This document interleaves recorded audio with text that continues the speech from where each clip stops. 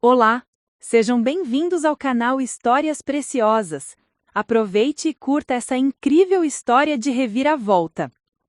Meu nome é Rebecca Miller, tenho 29 anos e durante 3 anos fui tratada como o lixo da empresa familiar do meu marido.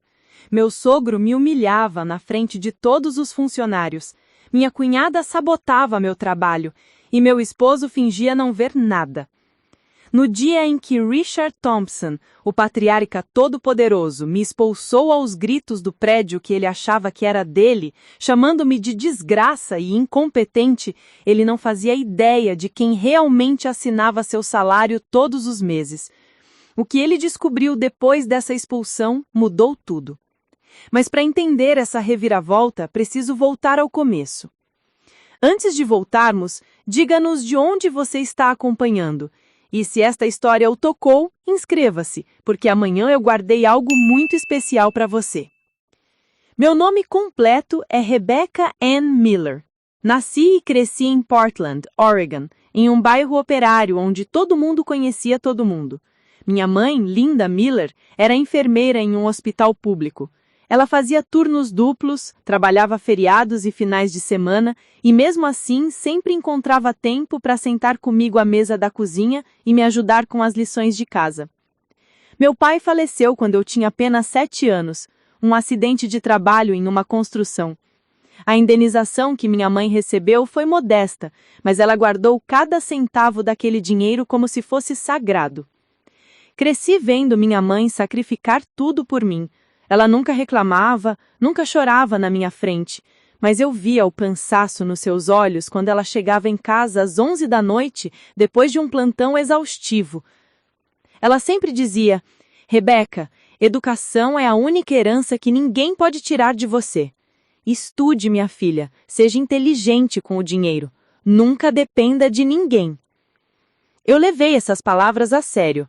Desde adolescente trabalhei em tudo que podia. Babá, atendente de loja, garçonete aos finais de semana.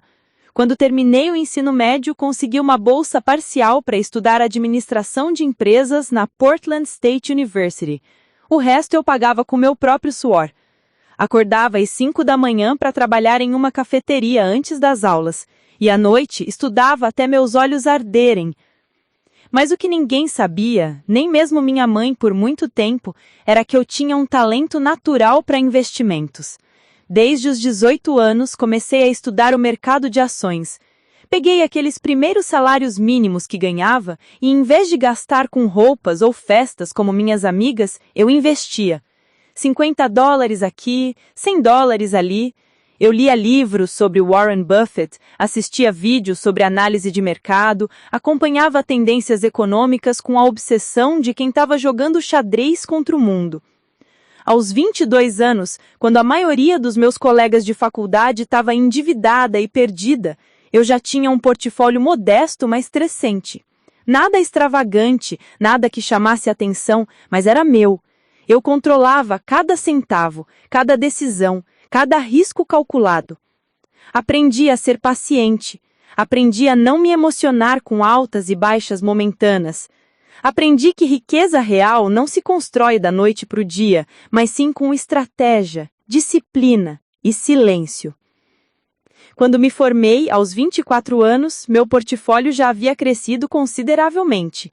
Eu não era milionária, mas tinha o suficiente para me sentir segura. Consegui um emprego em uma empresa de consultoria financeira em Portland, onde rapidamente me destaquei.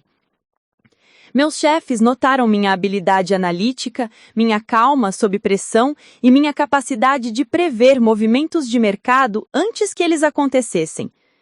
Foi em uma conferência de negócios em Seattle que eu conheci Daniel Thompson. Ele era bonito, charmoso, tinha aquele jeito confiante de quem cresceu com dinheiro, mas não era arrogante, ou era o que eu achava na época. Ele trabalhava na empresa da família, a Thompson & Associates, uma firma de consultoria empresarial que atendia pequenas e médias empresas na região. Não era uma multinacional, mas era bem estabelecida e lucrativa. Daniel me abordou durante um coffee break. Ele fez uma piada sobre o café aguado, eu ri e começamos a conversar. Ele parecia genuinamente interessado no que eu fazia perguntas inteligentes sobre as minhas análises de mercado e não tentou me impressionar falando apenas de si mesmo. Trocamos números e nos dias seguintes as mensagens se tornaram ligações que se tornaram encontros. Nosso namoro foi intenso e rápido. Ele era atencioso, me levava para jantares, me apresentou a vida cultural de Seattle que eu nunca tinha tido tempo de explorar. Ele falava sobre planos futuros, sobre construir algo juntos, sobre como eu era diferente de todas as mulheres que ele já tinha conhecido. Eu me apaixonei. Pela primeira vez na vida, permiti-me relaxar, confiar, sonhar com algo além de planilhas e investimentos. 6 meses depois, ele me pediu em casamento. Foi em um restaurante à beira-mar, ao pôr do sol, com um anel simples, mas bonito. Eu disse sim, sem hesitar. Minha mãe estava feliz por mim, mas também preocupada. Rebeca, você mal conhece a família dele. Tem certeza que está pronta? Eu garanti a ela que estava. Eu era uma mulher adulta, independente financeiramente e achava que sabia no que estava me metendo. O que eu não sabia é que casamento não é só sobre 2 pessoas. É sobre famílias, expectativas, poder e controle. A primeira vez que eu fui apresentada à família Thompson foi em um jantar formal na mansão deles nos arredores de Seattle. A casa era imponente, 3 andares, jardins impecáveis, uma garagem com 4 carros importados. Richard Thompson, o patriarca, era um homem alto, de ombros largos, cabelos grisalhos perfeitamente penteados e uma presença que dominava qualquer ambiente. Ele me cumprimentou com um aperto de mão firme, mas os seus olhos me avaliaram da cabeça aos pés como se estivesse calculando o meu valor de mercado. Sua esposa, Margaret Thompson, era elegante e fria. Ela sorriu educadamente, mas não havia calor naquele sorriso. E então havia a irmã de Daniel, Catherine Thompson, 2 anos mais velha, que trabalhava como diretora de marketing na empresa da família. Catherine me olhou com uma mistura de curiosidade e desdém, como se eu fosse uma intrusa invadindo um território sagrado. Durante o jantar, as perguntas começaram. Então, Rebecca, você trabalha onde mesmo? Perguntou Richard, cortando seu bife com precisão cirúrgica. Em uma consultoria financeira em Portland, respondi, tentando soar confiante. Ah, Portland, disse Catherine com um sorriso condescendente. Cidade interessante, bem alternativa. O tom dela deixava claro o que ela realmente queria dizer. Provinciana, inferior. Margaret perguntou sobre minha família, e quando mencionei que minha mãe era enfermeira e que meu pai havia falecido, o silêncio que se seguiu foi constrangedor. Richard limpou a garganta e mudou de assunto rapidamente, como se minha origem humilde fosse uma inconveniência social que precisava ser ignorada. Daniel apertou minha mão por baixo da mesa, mas não disse nada. Não defendeu minha história, não valorizou minha trajetória, apenas sorriu e continuou comendo. Aquele foi o primeiro sinal de alerta que eu deveria ter notado. Mas eu estava apaixonada, e amor às vezes nos cega para as bandeiras vermelhas que estão tremulando bem na nossa frente. Nós nos casamos 3 meses depois, numa cerimônia que Margaret praticamente planejou sozinha. Cada detalhe foi escolhido para refletir o status da família Thompson, não o que Daniel e eu realmente queríamos. Minha mãe estava lá, radiante, mas visivelmente deslocada entre os convidados elegantes e ricos. Eu usei o vestido que Margaret aprovou, sorri para as fotos que o fotógrafo caro tirou e fingi que aquele era o dia mais feliz da minha vida. Logo após o casamento, Daniel sugeriu que eu deixasse meu emprego em Portland e me mudasse definitivamente para Seattle. Você pode trabalhar na empresa da família, ele disse com entusiasmo. Meu pai está sempre dizendo que precisamos de alguém bom com finanças. Eu hesitei. Trabalhar para o meu sogro parecia uma receita para o desastre, mas Daniel insistiu. Vai ser perfeito, amor. Vamos trabalhar juntos, construir algo como uma equipe. Eu cedi. Deixei meu emprego, meu apartamento, minha vida em Portland e me mudei para Seattle. Comecei a trabalhar na Thomson & Associates como analista financeira. O salário era bom, não melhor do que o que eu ganhava antes, mas aceitável. O que não era aceitável era a maneira como eu era tratada. Desde o primeiro dia, fui vista como a esposa do filho do chefe, não como uma profissional qualificada. Richard raramente me dirigia a palavra diretamente, e quando o fazia, era para questionar minhas análises ou sugerir que eu ainda tinha muito a aprender sobre como as coisas funcionam no mundo real.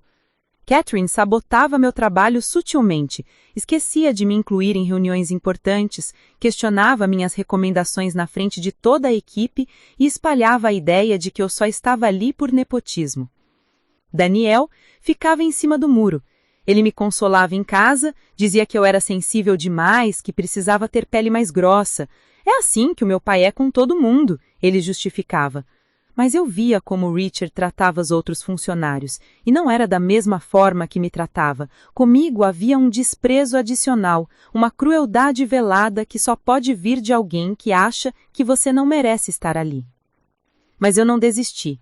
Eu não era mais aquela menina que cresceu vendo a mãe lutar sozinha para aprender a desistir fácil. Eu engoli o orgulho, fiz meu trabalho impecavelmente, e nas horas vagas continuei gerenciando meus investimentos pessoais. Ninguém na família Thompson sabia sobre meu portfólio. Para eles eu era só a garota de Portland que teve sorte de se casar bem. O que eles não sabiam era que eu estava prestes a fazer o movimento mais estratégico da minha vida. Um movimento que mudaria tudo.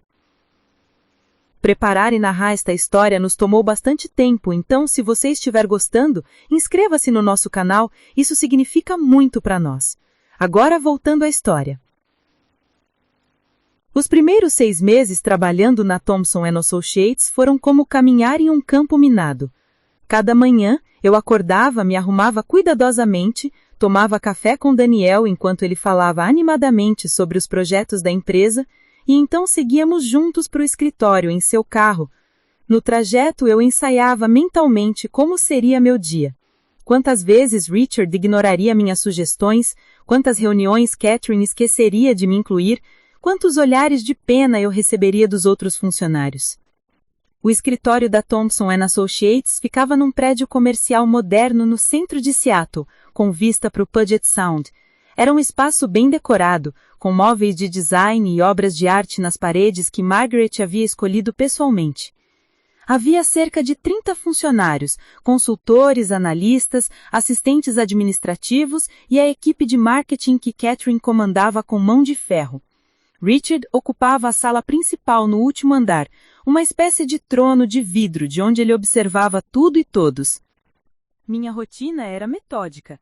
Eu chegava 15 minutos antes de todo mundo, preparava meu café na copa, organizava minha mesa e revisava os relatórios financeiros que precisava apresentar. Trabalhava na análise de fluxo de caixa dos clientes, identificava oportunidades de redução de custos e sugeria estratégias de investimento. Meu trabalho era sólido, fundamentado em dados e projeções realistas, mas toda vez que eu apresentava algo em reunião, Richard encontrava uma forma de desqualificar. Rebecca, isso é muito conservador, ele dizia, interrompendo minha apresentação. Ou então, você está complicando demais, deixa isso para quem tem mais experiência. Catherine sempre dava aquele sorriso de canto de boca, como se estivesse assistindo a um reality show constrangedor. Daniel ficava sentado na ponta da mesa, olhando para o notebook, fingindo estar concentrado em algo urgente. Ele nunca me defendia, nunca dizia, pai, deixa ela terminar, ou, Catherine, respeite o trabalho dela. Ele apenas esperava a reunião acabar e depois, no carro, me dizia que eu precisava ser mais assertiva. Você deixa eles te atropelarem, Rebecca. Você precisa impor respeito. Mas como eu poderia impor respeito quando meu próprio marido não me respeitava o suficiente para me apoiar? Foi durante uma dessas manhãs frustrantes, enquanto eu tomava café sozinha na copa antes de todos chegarem, que recebi um e-mail que mudaria completamente o rumo da minha vida. O remetente era Marcus Sullivan, um advogado corporativo de uma firma que eu não conhecia. O assunto dizia simplesmente oportunidade confidencial de investimento. Normalmente eu deletaria um e-mail assim sem nem abrir. Parecia spam, uma daquelas promessas vazias de enriquecimento rápido. Mas algo no tom formal da mensagem me fez clicar. O conteúdo era direto. Prezada Sra. Rebecca Miller Thompson, meu nome é Marcus Sullivan e e represento um grupo de investidores que está reestruturando participações em empresas de médio porte na região de Seattle. Através de nossa análise de mercado, identificamos seu histórico de investimentos estratégicos e gostaríamos de apresentar uma oportunidade que pode ser do seu interesse. Trata-se da aquisição de ações de uma empresa de consultoria familiar que está passando por um processo discreto de capitalização. Os atuais proprietários não estão cientes dessa movimentação, pois as ações estão sendo vendidas por acionistas minoritários através de um trust antigo. Se tiver interesse em uma conversa confidencial, estou à disposição para uma reunião presencial. Atenciosamente, Marcus Sullivan, Sullivan & Partners Law Firm. Meu coração acelerou. Reli o e-mail 3 vezes. Empresa de consultoria familiar em Seattle. Acionistas minoritários vendendo através de um trust antigo. Seria possível que... Respondi imediatamente, sugerindo um encontro naquela mesma semana. Marcus respondeu em minutos, propondo um café em um local discreto, longe do centro empresarial. Eu aceitei. Nos dias seguintes, fingi que estava tudo normal. Sorri para Richard quando ele fez uma piada às minhas custas em uma reunião. Ignorei Catherine quando ela comentou que minha roupa parecia muito Portland para o ambiente corporativo de Seattle. Aguentei Beniel me dizer que eu precisava ser menos sensível, mas por dentro, minha mente trabalhava em alta velocidade. Na quinta-feira à tarde, inventei uma desculpa sobre uma consulta médica e saí mais cedo do escritório. Peguei um Uber até um café charmoso em Fremont, longe o suficiente para não correr o risco de encontrar ninguém conhecido. Marcus Sullivan já estava lá quando eu cheguei, um homem de uns 50 anos, cabelos grisalhos, terno impecável e uma pasta de couro sobre a mesa. Ele se levantou educadamente quando me aproximei. Senhora Thompson, prazer em conhecê-la pessoalmente. Eu disse, pode me chamar de Rebecca. Apertamos a mão e Marcus foi direto ao ponto. Ele abriu a pasta e colocou alguns documentos sobre a mesa. Vou ser transparente com você, Rebecca. A Thompson & Associates tem uma estrutura societária complexa. Richard Thompson é o CEO e possui 45% das ações. Sua esposa, Margaret, possui 15%. A filha, Catherine, possui 10%. E o filho, Daniel, seu marido, possui 10%. Eu assenti. Já conhecia essa estrutura básica. Richard sempre deixava claro que ele era o dono majoritário, o comandante absoluto. Marcus continuou. O que a família Thompson não sabe é que os 20% restantes estão pulverizados entre 3 acionistas minoritários originais, sócios que ajudaram Richard a fundar a empresa há 30 anos. 2 deles já faleceram e suas ações foram transferidas para os seus herdeiros através de trusts antigos. Esses herdeiros não têm nenhum interesse na empresa, nunca participaram da gestão e, francamente, nem sabem direito o que possuem. Meu coração disparou. E eles querem vender? Exatamente. Estamos representando esses 3 trusts na venda dessas participações. São 8%, 7% e 5%, totalizando 20%. O processo é completamente legal e discreto.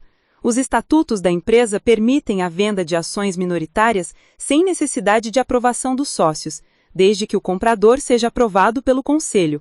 E, ironicamente, você, como esposa de um dos sócios e empregada da empresa, se qualifica automaticamente. Eu quase não conseguia respirar. Quanto? Marcus deslizou um papel com números. O valor era alto, muito alto para a maioria das pessoas, mas para alguém que passou os últimos 7 anos investindo estrategicamente, diversificando o portfólio e fazendo escolhas calculadas, era viável. Eu teria que liquidar parte dos meus investimentos, mas conseguiria. Se eu comprar esses 20%, eu disse devagar, processando as implicações, Richard continuaria tendo 45%, mas ele não seria mais o acionista majoritário absoluto, completou Marcus. Ele teria a maior participação individual, sim, mas não teria mais o controle total. Qualquer decisão importante precisaria de aprovação de outros acionistas. E, se você se aliasse com Daniel, que tem 10%, vocês juntos teriam 30%. Ainda não seria maioria absoluta, mas seria influência significativa. Minha mente corria. Eu estava sendo oferecida a chance de ter voz real na empresa onde eu era tratada como capacho. Mas havia um problema.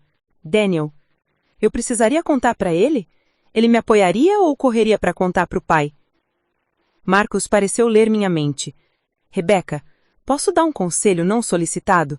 Baseado em anos vendo dinâmicas familiares em empresas, às vezes as melhores decisões estratégicas são feitas em silêncio. Você pode comprar essas ações, manter a informação confidencial até o momento certo e depois revelar quando for mais vantajoso para você. Não há nada ilegal nisso. É apenas estratégia. Saí daquela reunião com a cabeça girando.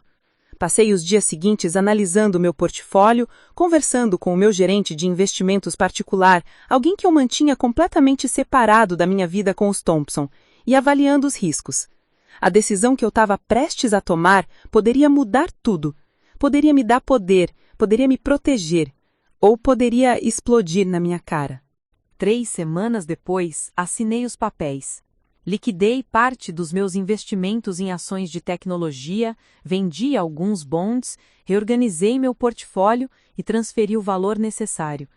Marcos cuidou de toda a parte legal.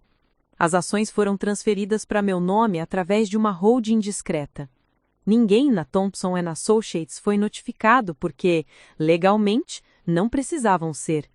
Eu era agora dona de 20% da empresa. Quando voltei para casa naquela noite, depois de assinar o último documento, Daniel estava no sofá assistindo a um jogo de basquete. Como foi seu dia? Ele perguntou distraidamente, sem tirar os olhos da TV. Normal, eu respondi, guardando minha bolsa. E o seu?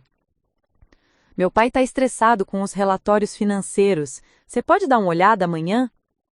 Claro, eu disse, e fui para o quarto. Olhei para meu reflexo no espelho. A mulher que me encarava de volta parecia a mesma, mas algo fundamental havia mudado. Eu não era mais apenas a nora tolerada, a esposa que entrou na família por conveniência, a funcionária que podia ser descartada a qualquer momento. Eu era acionista. Eu tinha poder real. E o melhor de tudo, ninguém sabia. Nos meses seguintes, continuei minha rotina como se nada tivesse mudado. Acordava, ia trabalhar, aguentava as humilhações de Richard, ignorava os comentários venenosos de Catherine, consolava a mim mesma quando Daniel falhava em me defender. Mas agora, cada desrespeito não me quebrava. Eu tinha um segredo, uma carta na manga, um poder oculto que ninguém suspeitava. Comecei a observar tudo com mais atenção. Participava das reuniões em silêncio, mas agora eu não estava apenas tentando sobreviver, eu estava estudando como Richard tomava decisões, onde estavam as fraquezas da empresa, quais clientes eram mais lucrativos, onde havia desperdício de recursos. Eu fazia anotações mentais, construindo um mapa completo da operação. Catherine notou minha mudança de postura. Você está estranhamente quieta ultimamente, Rebecca, ela comentou um dia, com aquele tom de falsa preocupação. Tudo bem com você? Não está pensando em desistir e voltar para Portland, está? Eu sorri. Não, Catherine, estou apenas aprendendo. Como você sempre sugeriu, estou observando como as coisas funcionam no mundo real. Ela pareceu satisfeita com a resposta, interpretando minha humildade como derrota. Perfeito. Richard continuava me tratando como irrelevante. Em uma reunião trimestral, quando sugeriu uma revisão na política de precificação dos serviços, ele literalmente revirou os olhos. Rebecca, deixe as decisões estratégicas para quem entende do negócio há mais de 3 décadas, tá bem? Claro, Richard. Apenas uma sugestão. Mas em meu caderno anotei. Política de precificação defasada, perdendo clientes para concorrentes por falta de flexibilidade. Potencial de aumento de 15% na receita com ajuste estratégico. Daniel e eu estávamos cada vez mais distantes. Nossas conversas se resumiam a trivialidades sobre o trabalho e compromissos sociais. Ele não percebia que eu havia mudado porque, na verdade, ele nunca prestou atenção suficiente em mim para notar. Eu era um acessório em sua vida, assim como ele estava se tornando em minha. Minha mãe, nas nossas ligações semanais, sempre perguntava se eu estava feliz. Eu dizia que sim, mas Linda Miller não era tola. Rebecca, você não parece você mesma. Tem certeza que esse casamento está te fazendo bem? Estou bem, mãe. Só cansada, é muita coisa no trabalho. Mas a verdade é que eu não estava apenas cansada. Eu estava esperando o momento certo. Porque quando você tem um trunfo na manga, você não o joga precipitadamente. Você espera o momento perfeito, aquele em que seu oponente está mais confiante, mais vulnerável, mais convencido de sua própria superioridade. E eu sabia que esse momento estava chegando. Eu podia sentir nas tensões crescentes do escritório, nas discussões cada vez mais frequentes entre Richard e Catherine sobre a direção da empresa, nos comentários de Daniel sobre o estresse do pai. A tempestade estava se formando no horizonte, e quando ela chegasse, eu estaria pronta. Mas, por enquanto, eu continuava sendo a Rebecca invisível, a nora tolerada, a funcionária subestimada, a esposa esquecida, até que não fosse mais. A primeira grande humilhação pública aconteceu em uma segunda-feira chuvosa de novembro, durante a reunião mensal com todos os departamentos da Thompson & Associates. Era uma dessas reuniões obrigatórias onde Richard gostava de exercer seu poder, revisando números, criticando desempenhos e lembrando a todos quem estava no comando. A sala de conferências estava cheia. Todos os consultores sêniores, os gerentes de departamento, a equipe de marketing de Catherine e alguns assistentes administrativos ocupavam as cadeiras ao redor da mesa longa de maógno. Eu estava sentada numa das pontas, com o meu laptop aberto e uma pasta com relatórios que havia preparado no fim de semana. Daniel estava do outro lado da sala, ao lado de Catherine, ambos conversando baixinho sobre algo que os fazia rir. Richard entrou como sempre entrava, com passos firmes, o paletó impecável, os óculos de leitura pendurados numa corrente dourada. Todos se calaram imediatamente. Ele se sentou na cabeceira da mesa, abriu seu iPad e começou a revisar os números do trimestre. Pessoal, tivemos um trimestre desafiador. A receita caiu 8% comparado ao mesmo período do ano passado. Perdemos 3 clientes importantes para a concorrência e nossos custos operacionais aumentaram sem justificativa clara. Ele olhou ao redor, a sala, seus olhos pousando em cada pessoa como se estivesse identificando culpados. Alguém quer explicar o que está acontecendo? Catherine, o marketing está gerando leads qualificados? Catherine endireitou-se na cadeira confiante. Papai, nossa taxa de conversão de leads está na média da indústria. O problema não é atrair clientes, é retê-los. Talvez a questão esteja na qualidade da consultoria que a gente está oferecendo. Foi uma flechada direta nos consultores, que se olharam desconfortáveis. Richard acenou com a cabeça, parecendo considerar o ponto. Pode ser. Daniel, você tem algo a acrescentar? Daniel limpou a garganta. Acho que Catherine tem razão. Precisamos revisar nossos processos de entrega. Talvez contratar mais consultores sêniores, pessoas com mais experiência. Contratar mais gente significa mais custos, Richard retrucou. E já estamos com os custos elevados. Alguém da área financeira pode explicar por que nossos gastos aumentaram tanto? O silêncio na sala ficou pesado. Todos sabiam que eu era responsável pela análise financeira. Senti todos os olhares se voltarem para mim. Respirei fundo e abri minha pasta. Richard, eu preparei um relatório detalhado sobre o aumento de custos. Comecei mantendo minha voz firme.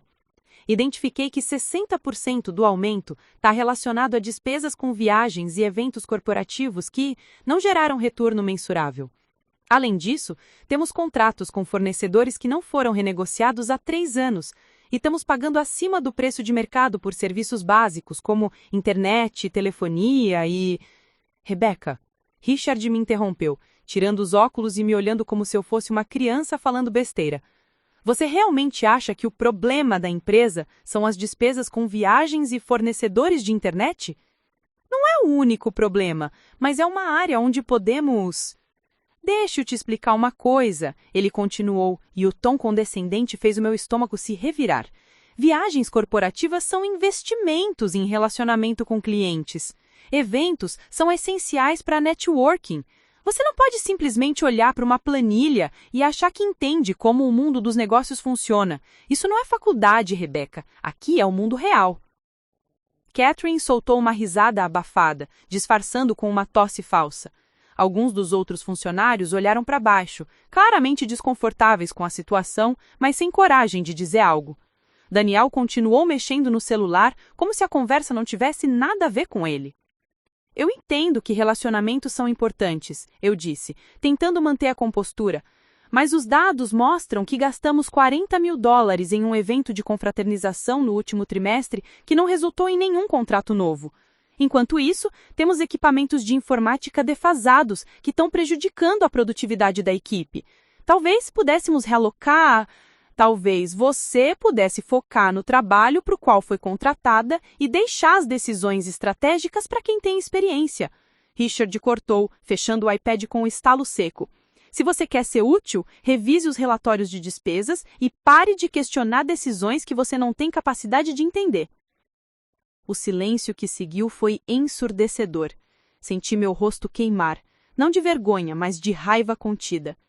Fechei minha pasta devagar, cada movimento deliberado, mantendo meu rosto neutro. Eu não ia dar a satisfação dele me ver quebrar. A reunião continuou, mas eu mal ouvi o resto.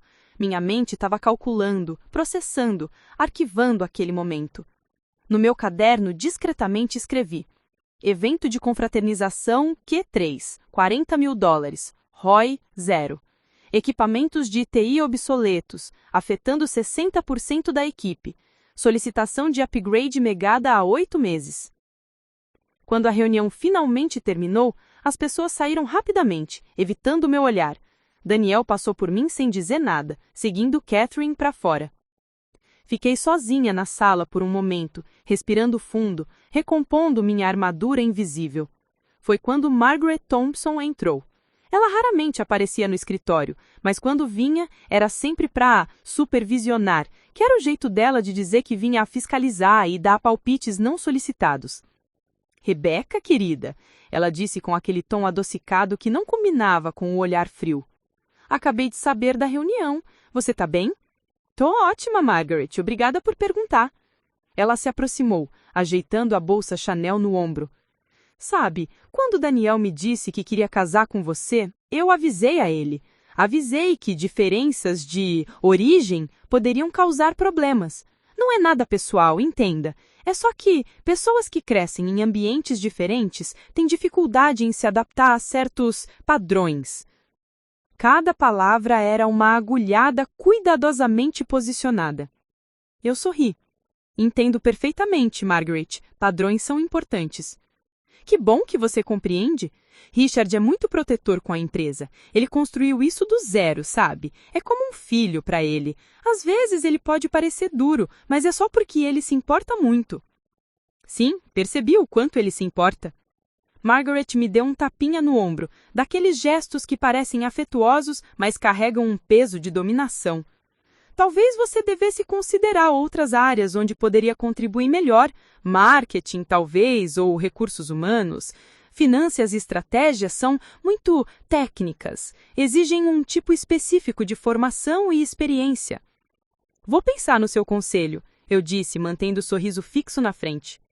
Ela saiu satisfeita, achando que havia me colocado no meu lugar. Quando a porta se fechou, encostei na mesa e deixei escapar um suspiro longo. Peguei meu celular e enviei uma mensagem para Marcus Sullivan. Preciso de cópias de todos os estatutos da empresa e histórico de decisões dos últimos 5 anos, especialmente sobre alocação de recursos e investimentos. A resposta veio em minutos. Providenciarei até amanhã. Naquela noite, quando cheguei em casa, Daniel estava na sala com uma cerveja assistindo TV. Ele nem levantou os olhos quando eu entrei. Seu pai foi particularmente cruel hoje, eu disse, largando a bolsa no sofá.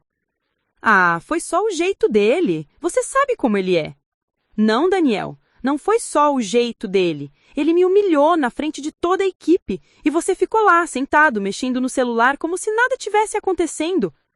Finalmente ele olhou para mim, com uma expressão de irritação. O que você queria que eu fizesse? Que eu brigasse com meu pai na frente de todo mundo? Ele é o dono da empresa, Rebeca. Ele faz o que ele quer. Eu sou sua esposa. Você deveria me apoiar. E eu apoio, mas você precisa entender que tem jeitos de fazer as coisas. Você não pode simplesmente chegar numa reunião e questionar as decisões dele. Ele tem décadas de experiência. Você tem o quê? 2 anos aqui? 3 anos. E minha análise estava correta. Os gastos dele são insustentáveis. Daniel suspirou, como se eu fosse uma criança, teimosa. Rebeca, por que você não relaxa um pouco? Para de tentar provar alguma coisa o tempo todo. Ninguém está te cobrando nada. Você é minha esposa. Você já tem uma posição segura na empresa. Aproveita isso. Olhei para o homem com quem me casei e mal o reconheci. Onde estava aquele cara que dizia que eu era especial, que minha inteligência o impressionava, que queria construir algo comigo?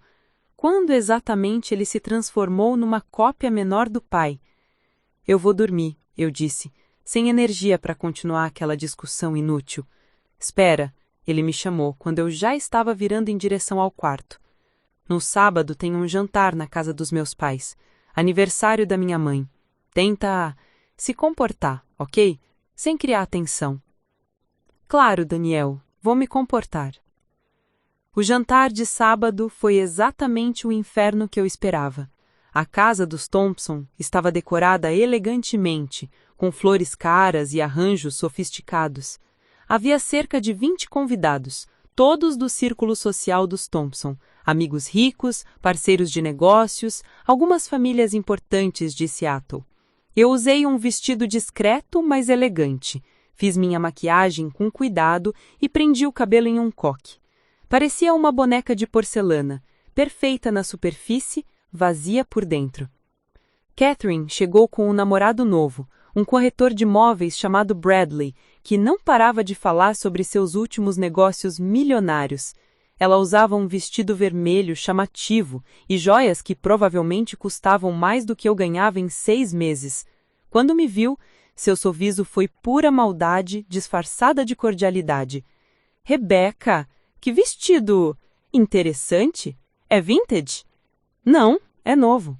Ah, pareceu vintage. Mas fica lindo em você. Você tem esse jeito, simplicidade, sabe? Respirei fundo. Obrigada, Catherine. Durante o jantar, fui praticamente invisível. Sentada entre a tia de Daniel e um casal de amigos dos Thompson, tentei participar das conversas sobre viagens para a Europa, restaurantes caros e investimentos imobiliários. Quando mencionei que havia feito alguns investimentos pessoais que estavam indo bem, o marido da amiga de Margaret riu. Investimentos? Que tipo de investimentos? Fundos mútuos para iniciantes? Na verdade, tenho um portfólio diversificado com... Querido, deixa a menina... A esposa dele interrompeu, dando um tapinha no braço do marido. É fofo quando eles tentam falar de finanças. Catherine, que havia escutado a conversa, levantou a taça de vinho. Rebeca sempre foi ambiciosa. É uma qualidade admirável. Mesmo quando não se tem muito com que começar, é importante ter sonhos. O recado era claro. Eu era uma coitada tentando se fazer de importante. Olhei ao redor da mesa. Daniel estava rindo de alguma piada que o Richard havia contado. Margaret supervisionava os garçons que serviam a sobremesa. Ninguém havia percebido ou se importado com as farpas que eu acabara de receber.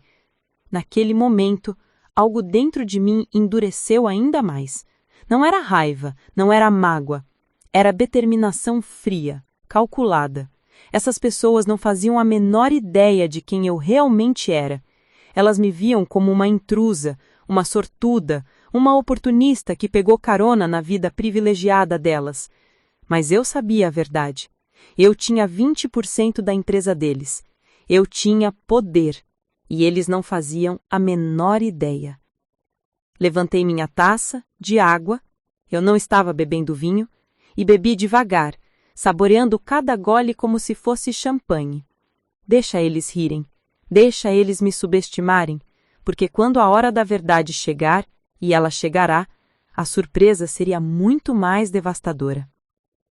Depois da sobremesa, enquanto os homens se reuniam no escritório de Richard para fumar charutos e falar de negócios, e as mulheres ficavam na sala tomando café, eu me desculpei e fui ao banheiro. Mas em vez de voltar, saí para o jardim dos fundos. Precisava de ar, de silêncio, de um momento para mim. Foi lá que Margaret me encontrou. Fugindo da festa? Ela perguntou, aparecendo na porta de vidro com sua xícara de café na mão. Só precisava de um momento, eu respondi. Ela se aproximou, olhando para o jardim perfeitamente cuidado. Sabe, Rebecca, eu realmente gostaria que as coisas fossem diferentes. Gostaria que você se encaixasse melhor na família. Eu também gostaria, Margaret. Mas a verdade é que você nunca vai ser uma de nós. Não porque você não seja uma boa pessoa, mas porque você simplesmente não pertence a este mundo. E quanto mais cedo você aceitar isso, menos você vai sofrer. Olhei para ela, essa mulher que nunca trabalhou um dia na vida, que nasceu em berço de ouro e casou com um homem ambicioso, que lhe deu ainda mais conforto. Ela não fazia ideia do que era lutar, ralar, construir algo do zero com as próprias mãos. Eu posso estar certa, Margaret, disse calmamente. Talvez eu nunca pertença a este mundo, mas talvez este mundo precise mudar. Ela riu, como se eu tivesse contado uma piada ingênua. Querida, pessoas como você não mudam o mundo. Vocês apenas sobrevivem nele. Voltei para dentro com essas palavras ecoando na minha cabeça. Pessoas como você apenas sobrevivem. Ela estava errada. Eu não estava apenas sobrevivendo. Eu estava construindo o meu império silenciosamente. E quando ele se revelasse, nenhum deles estaria preparado para o terremoto que viria. Os meses seguintes se transformaram em uma rotina exaustiva de humilhações sistemáticas. Era como se Richard, Catherine e até mesmo Margaret tivessem estabelecido um cronograma silencioso para me lembrar constantemente do meu lugar na hierarquia invisível da família Thompson. Cada dia trazia uma nova forma de desrespeito, e cada noite eu voltava para casa carregando o peso daquelas palavras e olhares. As manhãs começavam sempre da mesma forma. Eu acordava às 5h30, preparava café, checava meus investimentos pessoais no laptop enquanto Daniel ainda dormia e me arrumava com cuidado meticuloso. Cada roupa era escolhida estrategicamente, profissional o suficiente para ser levada a sério, mas nunca chamativa demais para não dar motivo para comentários de Catherine sobre eu estar tentando chamar atenção ou compensando algo. No trajeto para o escritório, Daniel normalmente ouvia podcasts sobre esportes ou falava ao telefone com amigos, me ignorando completamente. Eu aproveitava esse silêncio para mentalizar meu dia, preparar minha armadura emocional e revisar mentalmente os projetos que estava conduzindo. Quando chegávamos ao escritório da Thompson & Associates, a peça teatral começava. Richard sempre chegava às 8 em ponto, cumprimentava os funcionários com apertos de mão firmes e sorrisos calculados, mas quando seus olhos passavam por mim, havia apenas um vazio gelado, como se eu fosse parte da mobília. Catherine chegava 15 minutos depois, sempre com um café especial de alguma cafeteria cara, e fazia questão de passar pela minha mesa para comentar algo. Bom dia, Rebecca! Ainda trabalhando naqueles relatórios financeiros? Você é tão dedicada. É uma pena que dedicação não substitua talento, né? Ela sorria enquanto dizia isso, como se fosse um elogio backhanded que eu deveria agradecer. Ou então, nossa, você está usando essa blusa de novo? Eu tenho uma regra de nunca repetir looks na mesma semana, mas cada um com seu estilo, claro. Eu sorria de volta, um sorriso que aprendi a manter fixo no rosto independente do veneno que tivesse sendo despejado. Bom dia, Catherine. Seu café parece delicioso. As reuniões de equipe se tornaram meu campo de batalha pessoal. Toda terça e quinta-feira pela manhã, todos os departamentos se reuniam para atualizar o status dos projetos. Eu sempre preparava minhas apresentações com antecedência, verificava os dados 3 vezes, criava gráficos claros e objetivos. Mas não importava o quão bem preparado eu estivesse, Richard sempre encontrava uma forma de desqualificar meu trabalho. Numa dessas reuniões, apresentei uma análise detalhada sobre a rentabilidade de cada cliente da empresa. Identifiquei que 3 clientes consumiam 40% do tempo da equipe, mas geravam apenas 12% da receita. Sugeri uma reavaliação desses contratos ou um ajuste nas taxas cobradas. Richard me deixou terminar a apresentação em silêncio. Quando finalizei, ele ficou olhando para a tela por longos segundos enquanto todos na sala esperavam sua resposta. Finalmente, ele tirou os óculos, limpou as lentes com um lenço e suspirou. Rebecca, eu entendo que você vem de um ambiente em que as pessoas olham apenas para números em planilhas, mas aqui nós construímos relacionamentos. Esses 3 clientes que você quer que a gente abandone são contas que eu cultivo há mais de 15 anos. Eles nos indicam para outros clientes, eles confiam em nós, eles são leais. Isso não aparece na sua planilhinha do Excel, mas tem valor, muito valor. Eu entendo a importância dos relacionamentos, Richard, respondi, mantendo minha voz firme. Mas os números mostram que estamos subsidiando esses relacionamentos com prejuízo direto. Talvez pudéssemos renegociar os termos para que... Você entende a importância dos relacionamentos? Ele me interrompeu, e havia algo perigoso em seu tom agora. Você, que está aqui há 3 anos e nunca fechou um único contrato, nunca trouxe um único cliente, nunca fez nada além de ficar sentada na sua mesa fazendo continhas, você acha que entende de relacionamentos comerciais? O silêncio na sala era absoluto. Senti meu coração acelerar, mas mantive meu rosto neutro. Entendido, Richard. Vou focar nas minhas responsabilidades designadas. Ótimo. Reunião encerrada. Todos saíram rapidamente, como ratos fugindo de um navio em chamas. Fiquei para trás, organizando meus papéis com mãos que tremiam levemente. Não de medo ou de tristeza, mas de raiva contida. Quando levantei o olhar, Catherine ainda estava lá, encostada na porta, observando-me com aquele sorriso venenoso. Você deveria agradecer ao meu irmão, sabe? Se não fosse por ele, você ainda estaria servindo cafés em algum lugar. Pelo menos aqui você tem um salário decente e ar-condicionado. Obrigada pela perspectiva, Catherine, disse eu, guardando meu laptop na bolsa. Não é perspectiva, Rebecca, é realidade. Você não pertence a este mundo. Nunca pertenceu. E quanto mais cedo você aceitar isso, melhor para todo mundo. Ela saiu deixando um rastro de perfume caro e arrogância. Quando finalmente fiquei sozinha na sala, permiti-me um momento de vulnerabilidade. Fechei os olhos, respirei profundamente 3 vezes e então abri minha bolsa. Peguei um caderno pequeno que eu sempre carregava comigo. Não o que eu usava no trabalho, mas um pessoal, onde mantinha as minhas anotações estratégicas. Escrevi: Cliente A, 15 anos de relacionamento, receita anual $45.000, horas consumidas 320, custo real $89.000, prejuízo $44.000 ao ano, multiplicado por 3 clientes similares, $132.000 de prejuízo anual. Richard recusa-se a ajustar por lealdade. Empresa sangra dinheiro por sentimentalismo mal direcionado. Esse caderno estava ficando cada vez mais grosso.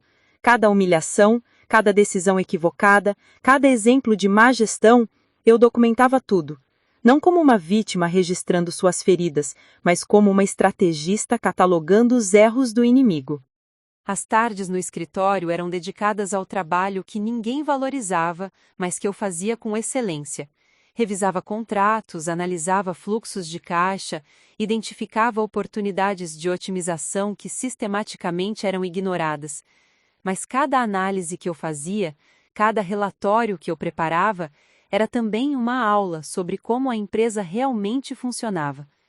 Eu estava construindo um mapa completo da operação, identificando cada falha estrutural, cada ponto fraco, cada decisão que poderia ser revertida quando chegasse minha hora.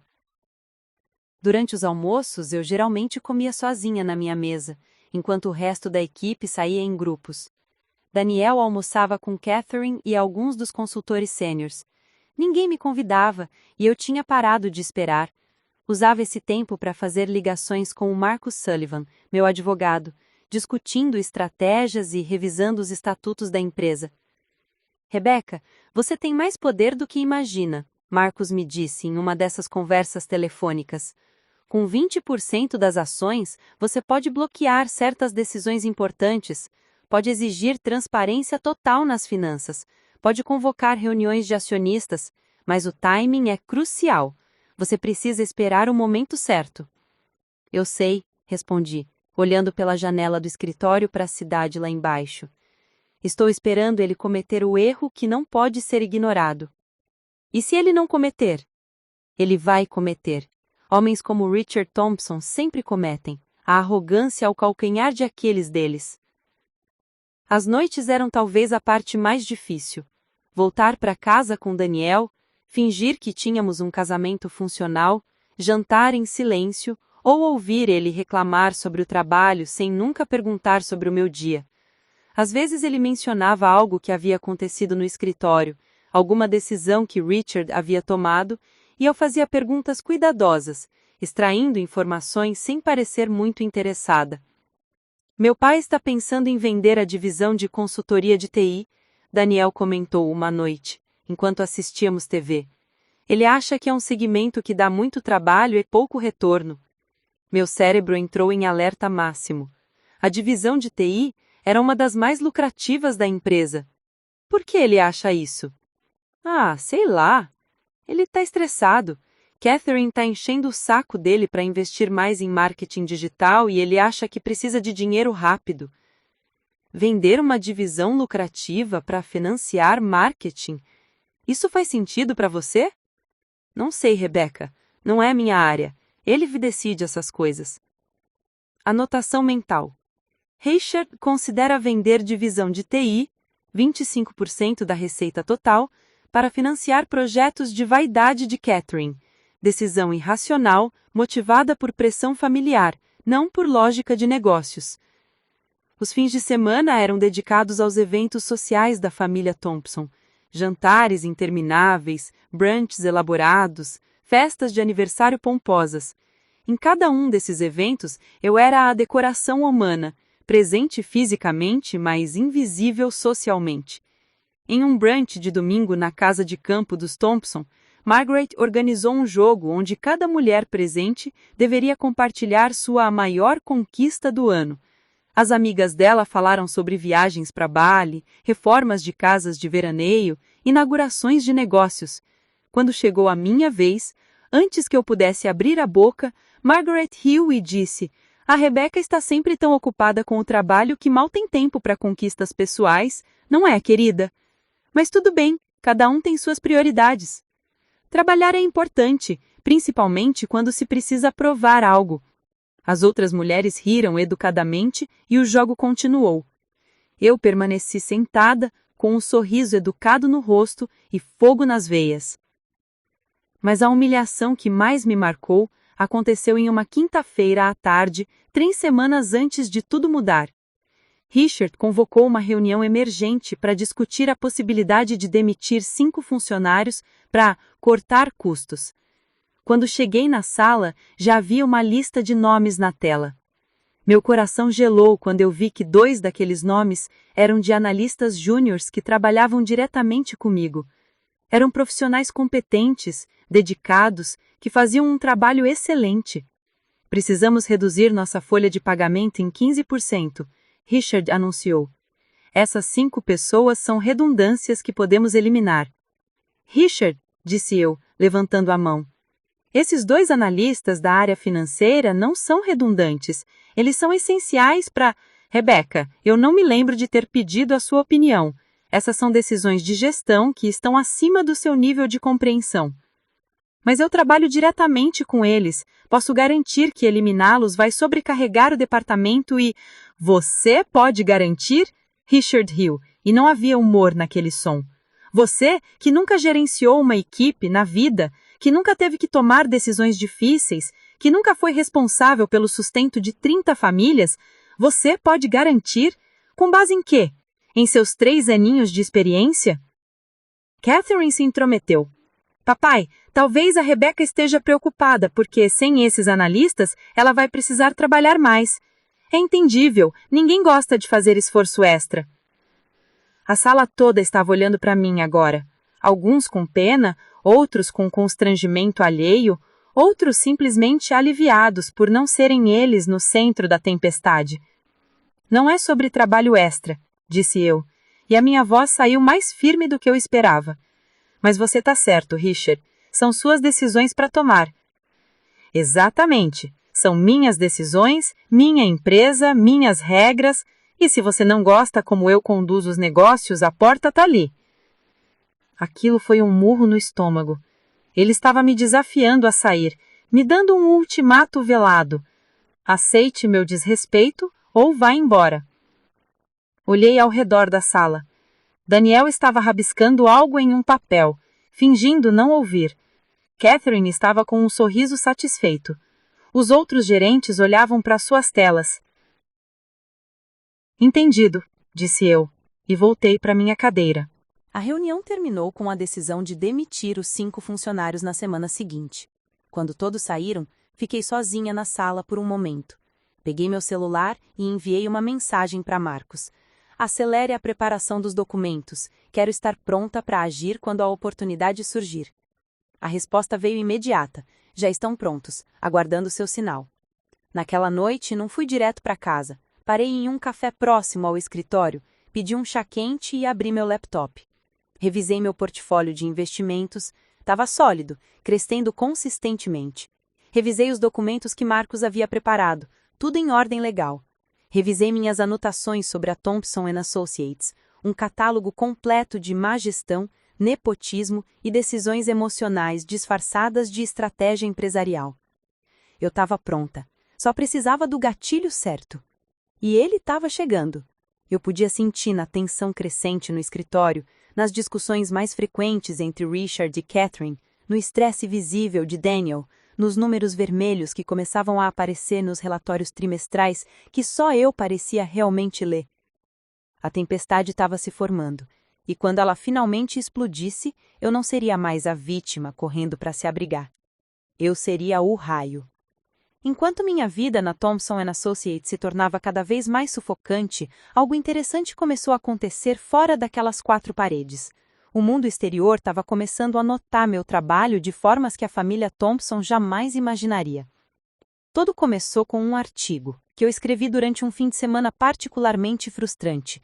Depois de mais uma semana de humilhações, decidi canalizar a minha raiva para algo produtivo. Escrevi uma análise detalhada sobre como empresas familiares frequentemente falham por colocarem lealdade acima da competência, emoção acima da estratégia. Não mencionei a Thompson & Associates especificamente, mas usei exemplos anônimos baseados no que eu observava diariamente. Enviei o artigo para uma revista digital especializada em gestão empresarial, a Business Insights Northwest, sem muita expectativa. Para minha surpresa, 3 dias depois recebi um e-mail da editora, Sharon Crawford, dizendo que adoraram o artigo e queriam publicado na edição do mês seguinte. Mais do que isso, queriam saber se eu teria interesse em escrever uma coluna mensal sobre análise financeira e gestão estratégica. Seu olhar é único, Sharon escreveu no e-mail. Você escreve com uma combinação de rigor técnico e compreensão humana que raramente vemos no mercado. Há espaço para uma voz como a sua. Aceitei imediatamente. Não contei a ninguém na família Thompson. Daniel mal prestava atenção no que eu fazia nos fins de semana, então foi fácil manter aquilo só para mim. Comecei a escrever uma coluna mensal, usando um pseudônimo, R.A. Miller. Nada muito óbvio, mas também nada que me conectasse diretamente à Thompson & Associates. Meus artigos começaram a ganhar tração. Escrevia sobre eficiência operacional, análise de risco, tomada de decisão baseada em dados versus intuição. Cada coluna era, na verdade, uma resposta velada às decisões irracionais que eu testemunhava diariamente no trabalho. Os leitores adoravam, começaram a compartilhar nas redes sociais, a comentar, a fazer perguntas. Em 3 meses, minha coluna estava entre as mais lidas da revista. Sharon me ligou pessoalmente para parabenizar. A Ray Miller está se tornando um nome respeitado no circuito de consultoria empresarial. Estamos recebendo convites para você palestrar em conferências. Você teria interesse? Meu coração disparou. Palestrar? Eu, que mal conseguia terminar uma frase nas reuniões da Thompson & Associates sem ser interrompida? preciso pensar sobre isso, respondi. Mas minha mente já estava correndo. Comecei a receber e-mails de leitores pedindo consultoria, pequenos empresários, donos de startups, até alguns executivos de empresas maiores queriam orientação sobre análise financeira e estratégica. Não podia aceitar trabalhos de consultoria formal enquanto estivesse empregada na Thompson & Associates. Havia uma cláusula de exclusividade no meu contrato. Mas eu podia oferecer orientações informais nos meus horários livres. Aos sábados por manhã, enquanto Daniel dormia até tarde ou ia jogar golfe com os amigos, eu me reunia com esses clientes em cafeterias discretas ao redor de Seattle. Cobrado a valores modestos, mas não era pelo dinheiro. Eu já tinha o suficiente dos meus investimentos. Era pelo reconhecimento. Pela primeira vez na minha vida profissional, pessoas me ouviam com atenção, valorizavam minhas opiniões, implementavam minhas sugestões e depois me mandavam mensagens agradecendo pelos resultados. Um desses clientes era James Morrison, dono de uma empresa de tecnologia em crescimento. Ele havia lido minha coluna sobre otimização de custos operacionais e me procurou desesperado. Sua empresa estava crescendo rapidamente, mas sangrando dinheiro, e ele não entendia onde estava o problema. Analisamos juntos durante 3 sessões de 2 horas cada uma. Identifiquei que 40% dos gastos dele eram com ferramentas e softwares redundantes. Diferentes departamentos haviam contratado soluções similares sem comunicação entre si. Sugeri uma consolidação, que cortaria custos pela metade sem perder eficiência. 3 semanas depois, James me ligou eufórico. Rebeca, você salvou minha empresa. Implementamos suas sugestões e já vimos uma redução de 35% nos custos operacionais. Nossa margem de lucro praticamente dobrou. Como posso te retribuir? Apenas me recomende se conhecer alguém que precise de ajuda, eu disse. Ele fez muito mais do que isso. Escreveu um depoimento brilhante que Sharon publicou junto com a minha coluna do mês seguinte. Depois disso, minha caixa de entrada explodiu. Enquanto isso, na Thompson & Associates, eu continuava sendo a funcionária invisível. A ironia não me escapava. Eu estava construindo uma reputação sólida fora da empresa, enquanto, dentro dela, era tratada como peso morto. Numa reunião semanal, Richard anunciou que havia contratado um consultor externo para revisar as operações da empresa. Precisamos de um olhar fresco, de alguém que realmente entenda de gestão empresarial, ele disse, lançando um olhar significativo na minha direção. A mensagem era clara. Vocês que estão aqui dentro, especialmente você, Rebeca, não são competentes o suficiente. O consultor contratado era Gregory Walsh, um homem de uns 60 anos, com currículo impressionante e taxa horária ainda mais impressionante. Ele passou 2 semanas entrevistando funcionários, revisando documentos e observando operações. Quando chegou minha vez de ser entrevistada, entrei em sua sala temporária esperando mais do mesmo. Perguntas superficiais, desinteresse velado, pressa para terminar logo. Mas Gregory era diferente. Ele realmente prestou atenção. Fez perguntas profundas sobre a minha análise dos números da empresa, sobre as recomendações que eu fiz e que foram ignoradas, sobre a minha visão para o futuro da Thompson & Associates. Você mencionou que sugeriu a renegociação de contratos com clientes de baixa rentabilidade, ele disse, revisando suas anotações. Pode elaborar sobre isso? Expliquei minha análise completa. Os 3 clientes que consumiam recursos desproporcionais, os números exatos de prejuízo, as projeções de como ajustar os contratos poderia transformar aqueles relacionamentos em lucrativos, ou pelo menos neutros. Gregory me olhou com uma expressão que eu não via há muito tempo. Respeito. Essa é uma das análises mais sólidas que vi desde que cheguei aqui. Por que ela não foi implementada? Você teria que perguntar ao Richard. Ele fez mais anotações. Depois olhou para mim diretamente. Posso ser franco com você? Por favor. Você é claramente a pessoa mais competente analiticamente nesta empresa. Seus relatórios são os únicos que realmente mostram compreensão profunda dos problemas estruturais. Mas tenho a impressão de que seu trabalho é sistematicamente desvalorizado. Estou certo? Engoli seco. Aquilo era uma armadilha? Um teste de lealdade? Digamos que há desafios de comunicação. Gregory sorriu tristemente. Desafios de comunicação. Que jeito diplomático de dizer que o CEO ignora você porque você é a nora. Não é a primeira vez que eu vejo isso em empresas familiares. Quando ele finalizou sua consultoria, apresentou um relatório de 50 páginas para Richard e os sócios. Eu não estava presente na reunião, afinal, era apenas a analista júnior. Mas Daniel me contou depois, quase rindo da situação. Você não vai acreditar. O consultor caro que meu pai contratou basicamente sugeriu as mesmas coisas que você vinha falando há meses. Renegociar contratos, cortar eventos desnecessários, atualizar equipamentos de ITI. Meu pai ficou roxo de raiva. E ele vai implementar as sugestões? Vai ter que implementar. Ele pagou $50 mil por aquele relatório. Não pode simplesmente ignorar. $50 mil para ouvir de um estranho o que eu vinha dizendo de graça há meses. A ironia era deliciosa. Naquela mesma semana, recebi um convite inesperado. A Associação de Mulheres Executivas de Seattle estava organizando um painel sobre Mulheres em Finanças, Quebrando Barreiras, e queriam que Arya Miller fosse uma das palestrantes. O evento seria num hotel de luxo, com mais de 200 executivas esperadas. Meu primeiro instinto foi recusar. Como eu poderia ir sem revelar minha identidade? Mas então Sharon, a editora, me ligou pessoalmente. Rebeca, essa é uma oportunidade incrível. Você pode usar seu pseudônimo, pode manter seu anonimato se quiser, mas sua voz precisa ser ouvida. Quantas mulheres estão lá fora sofrendo o que você sofre? Quantas precisam saber que não estão sozinhas? Ela tinha razão. Aceitei o convite. O evento era numa quinta-feira à noite. Inventei uma desculpa sobre um jantar com ex-colegas de faculdade que estavam visitando Seattle. Daniel nem questionou. Ele tinha parado de se interessar pela minha vida há tanto tempo que qualquer desculpa era aceita sem ressalvas. Me arrumei com cuidado. Terno preto impecável, cabelo preso, maquiagem discreta mas confiante. Quando cheguei no salão do hotel, fiquei impressionada com a quantidade de mulheres presentes. Executivas de todos os setores, empresárias, consultoras. Havia energia no ar, uma solidariedade silenciosa entre pessoas que enfrentavam batalhas similares. O painel tinha 4 palestrantes além de mim.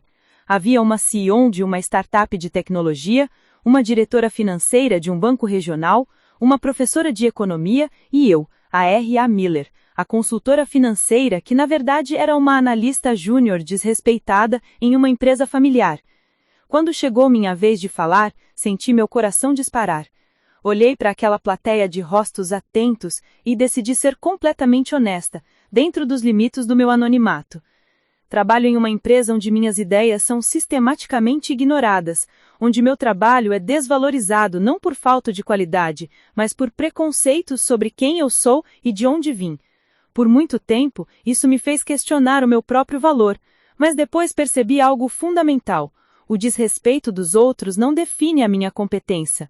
Os números não mentem, os resultados não mentem, e se as pessoas ao meu redor não conseguem ver meu valor, isso diz mais sobre as limitações delas do que sobre as minhas. A plateia explodiu em aplausos. Várias mulheres estavam acenando a cabeça, algumas com lágrimas nos olhos. Eu tinha tocado em algo universal. Continuei. Então, comecei a construir minha própria plataforma. Comecei a escrever, a consultar, a provar meu valor fora do ambiente que me sufocava. E sabe o que aconteceu? Descobri que há um mundo todo lá fora que valoriza a competência acima de política, que valoriza resultados acima de sobrenomes, que valoriza mérito acima de conexões. Os aplausos foram ainda mais intensos. Depois do painel, fui cercada por mulheres querendo conversar, trocar cartões, compartilhar suas próprias histórias. Uma delas, uma executiva chamada Patricia Henderson, me puxou de lado. R.A. Miller, preciso falar com você em particular. Sou diretora de uma firma de private equity aqui em Seattle. Estamos sempre procurando talentos analíticos excepcionais. Você teria interesse em conversar sobre oportunidades? Meu coração acelerou. Eu estou atualmente empregada. Entendo, mas leve meu cartão. Quando você estiver pronta para uma mudança, ou se a situação na sua empresa atual se tornar insustentável, me procure. Talentos como o seu não deveriam ser desperdiçados. Voltei para casa naquela noite com uma energia diferente. Pela primeira vez em muito tempo, senti que tinha opções reais. Não estava presa a Thompson & Associates. Não estava dependente da aprovação de Richard ou do apoio inexistente de Daniel. Eu tinha construído algo só meu, algo que ninguém poderia tirar de mim. Quando entrei no apartamento, Daniel estava no sofá com uma bebida, assistindo a uma partida de futebol. Como foi o jantar? Foi bom, boas conversas. Que bom. Ele nem tirou os olhos da TV. Fui para o quarto, tirei o terno, peguei meu caderno de anotações estratégicas e acrescentei uma nova entrada. Construí reputação externa sólida. Tenho opções. Não estou mais em posição de fraqueza. Quando a hora chegar, terei para onde ir e como me sustentar. A gaiola só existe se eu acreditar que existe. Nos dias seguintes, continuei minha rotina dupla. Funcionária invisível durante o dia, consultora respeitada nas horas vagas. A cada semana que passava, a disparidade entre essas duas realidades ficava mais gritante. Richard implementou algumas das sugestões do consultor Gregory Walsh, as mesmas que eu havia feito meses antes, e depois se gabou em reunião sobre sua visão estratégica renovada. Ninguém mencionou que aquelas eram minhas ideias originais. Ninguém nunca mencionava. Mas eu não precisava mais que eles mencionassem. Eu sabia do meu valor. O mundo lá fora sabia do meu valor. E em breve, muito em breve, a família Thompson saberia também. A tempestade estava cada vez mais próxima. Eu podia sentir na tensão crescente do escritório, nos números vermelhos que começavam a aparecer com mais frequência nos relatórios mensais, nas discussões cada vez mais acaloradas entre Richard e Catherine sobre investimentos em marketing versus contenção de custos. E quando a tempestade finalmente chegasse, quando o caos inevitável se instalasse, eu não seria mais a vítima tentando se proteger da chuva. Eu seria a força da natureza que eles nunca viram chegar. A rachadura na fachada perfeita da Thompson & Associates começou a aparecer em uma segunda-feira de março. Eu estava na minha mesa, revisando os relatórios financeiros do trimestre, quando notei algo alarmante nos números. A receita havia caído 22% comparado ao mesmo período do ano anterior. Pior ainda, 3 dos 5 maiores clientes da empresa haviam cancelado seus contratos nas últimas 6 semanas. Verifiquei os números 2 vezes, pensando que havia algum erro na minha planilha. Não havia. A Thompson & Associates estava em queda livre, e aparentemente eu era a única pessoa que estava realmente prestando atenção nos dados. Imprimi o relatório e levei até a sala de Richard. Bati na porta 3 vezes antes de ouvir o seu "entre", impaciente. Ele estava ao telefone, gesticulando nervosamente enquanto falava. Quando me viu, fez um sinal para que eu esperasse. Fiquei ali parada por 5 minutos inteiros enquanto ele encerrava a ligação. "O que você quer, Rebecca?" ele perguntou, sem nem olhar para mim, já voltando sua atenção para o computador. "Richard, preciso mostrar algo urgente. Os números do trimestre estão preocupantes. Perdemos 3 clientes principais e a receita." "Eu sei dos números", ele me cortou, ainda sem olhar. "Estou lidando com isso." "Mas se continuarmos nessa trajetória, até o final do ano teremos uma queda de mais de 30% na receita. Precisamos de um plano de ação imediato para..." Finalmente ele olhou para mim, e havia algo diferente nos olhos dele. Não era apenas o desprezo habitual, era algo mais próximo de... medo? "Rebecca, eu disse que estou lidando com isso. Volte para sua mesa e faça o seu trabalho. Deixe a estratégia empresarial para quem entende do assunto." Mas sua voz não tinha a mesma autoridade de sempre. Havia uma fissura ali, uma vulnerabilidade que eu nunca tinha visto antes. Voltei para minha mesa, mas não consegui parar de pensar. Comecei a investigar mais profundamente. Usei meu acesso aos sistemas financeiros para rastrear não apenas a receita, mas também as despesas. O que eu descobri me deixou gelada. Catherine havia convencido Richard a investir mais quase $500 mil em uma campanha de marketing digital agressiva nos últimos 6 meses. A agência contratada era cara, sofisticada e completamente ineficaz. Os anúncios eram bonitos, mas não geravam leads qualificados. O dinheiro estava sendo literalmente queimado em campanhas que ninguém estava realmente monitorando. Além disso, Richard havia aprovado a compra de um novo sistema de CRM caríssimo que Catherine insistia que era essencial para modernizar a empresa. O sistema custou $200 mil, mais 50 mil em treinamento. E após 3 meses de implementação, ninguém estava usando, porque era complicado demais e não se integrava bem com os processos existentes da empresa. Somando tudo, a queda de receita, os investimentos ruins, os gastos excessivos que eu vinha alertando há meses, a Thompson & Associates estava a menos de 6 meses de uma crise financeira séria. E então veio a bomba.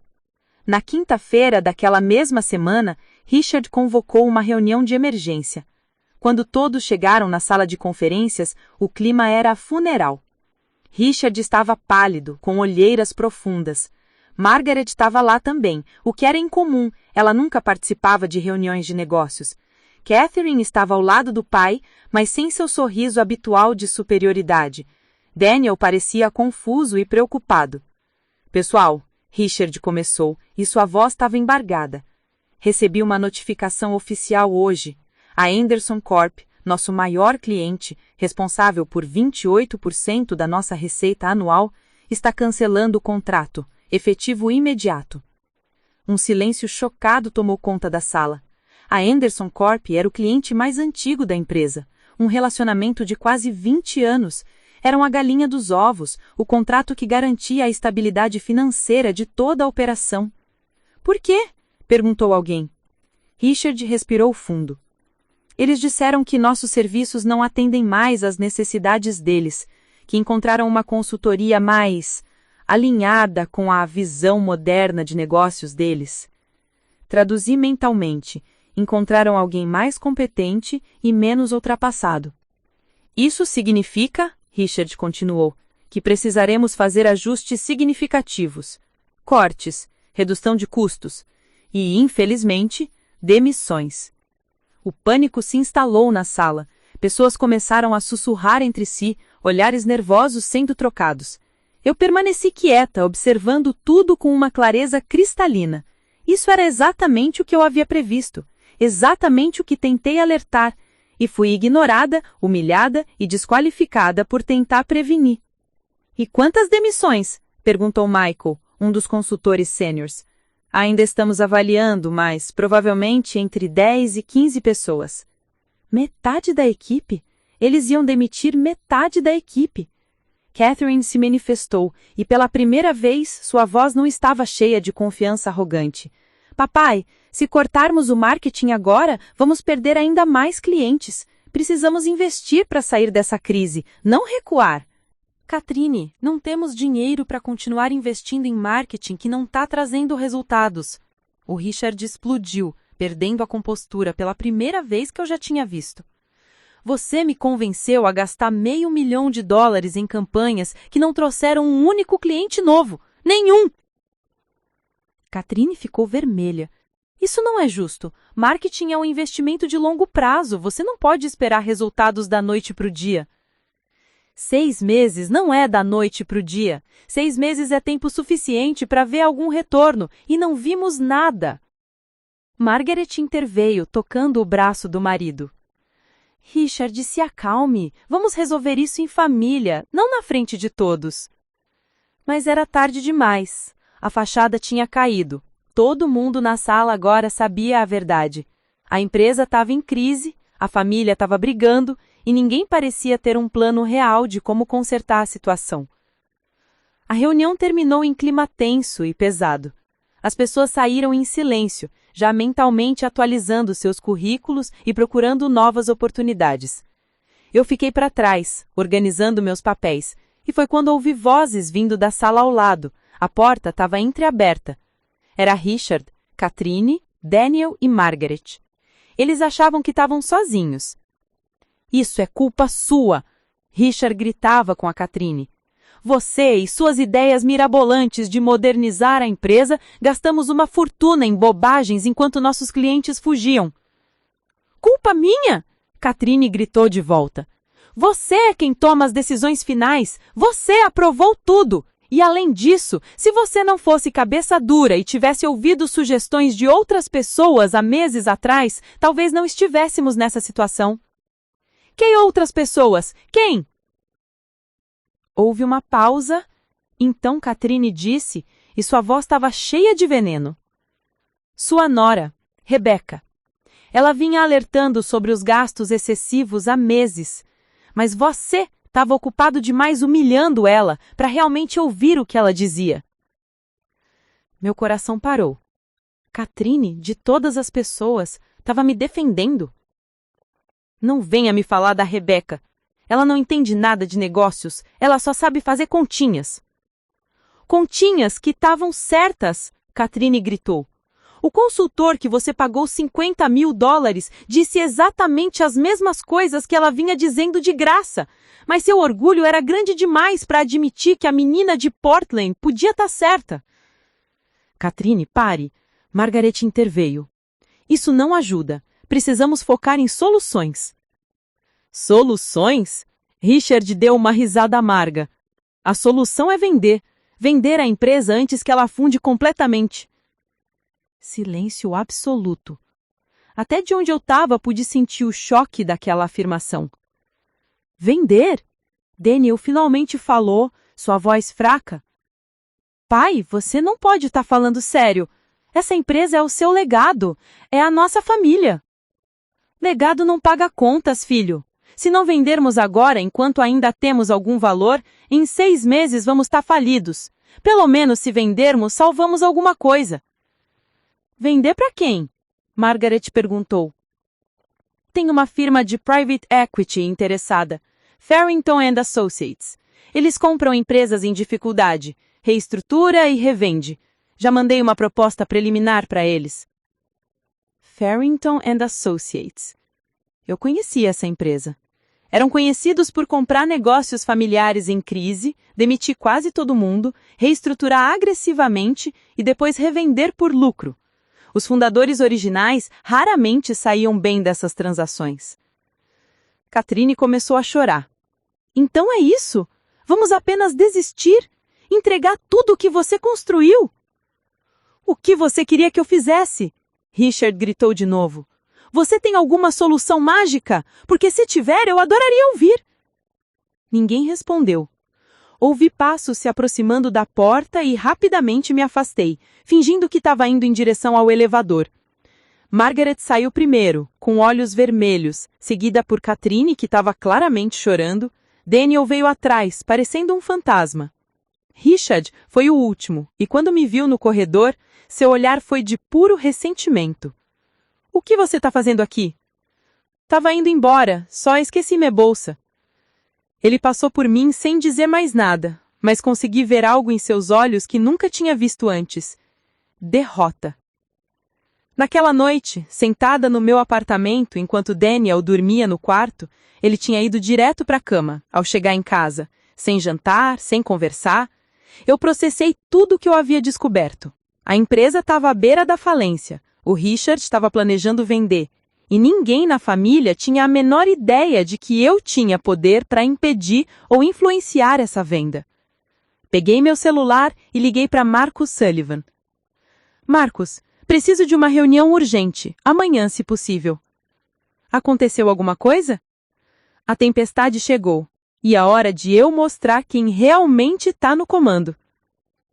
Na manhã seguinte, inventei uma consulta médica e saí cedo. Me encontrei com Marcus no escritório dele. Ele já tinha todos os documentos preparados sobre minha participação acionária. Rebecca, como acionista de 20%, você tem poder de veto sobre a venda da empresa. O Richard não pode vender sem aprovação da maioria dos acionistas. Ele tem 45%, mas precisa de pelo menos 6% adicionais para aprovar uma venda. Se você votar contra e conseguir convencer mais alguém a votar contra, a venda não acontece. E se eu quiser assumir o controle? Marcos sorriu.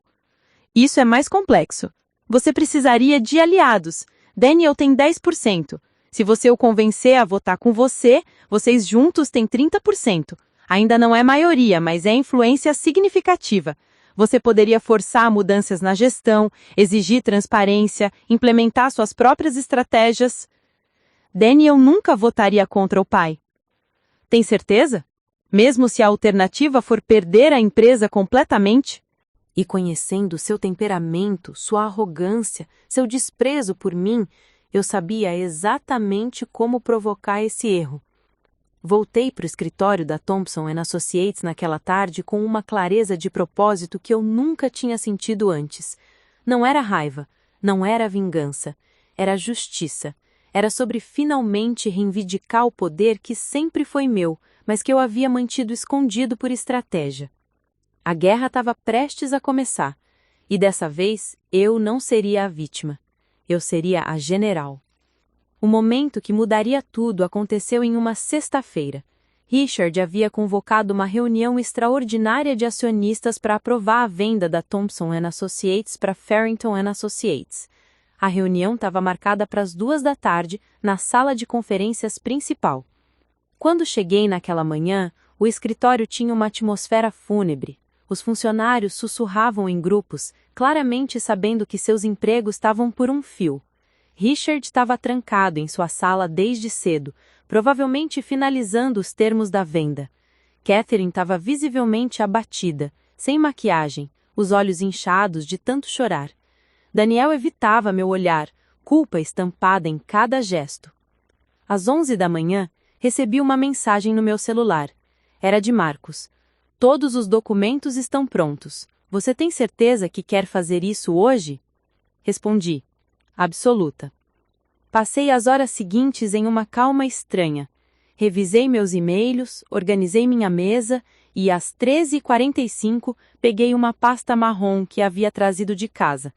Dentro dela estavam todos os documentos que provavam minha participação acionária, laudos legais preparados por Marcos e uma proposta alternativa que eu havia desenvolvido nos últimos dias para salvar a empresa sem vendê-la. Quando entrei na sala de conferências às 14h em ponto, apenas a família estava presente. Richard na cabeceira da mesa, Margaret ao seu lado, Catherine e Daniel do outro lado. Havia também 2 advogados que eu não conhecia, provavelmente representando a Farrington & Associates, e o contador da empresa, Gerald Peterson. Rebecca, Richard disse, surpreso ao me ver entrar. Essa é uma reunião de acionistas, apenas família. Eu sei. É exatamente por isso que eu tô aqui. Richard franziu a testa. Do que você tá falando? Abri minha pasta e coloquei um documento na frente dele.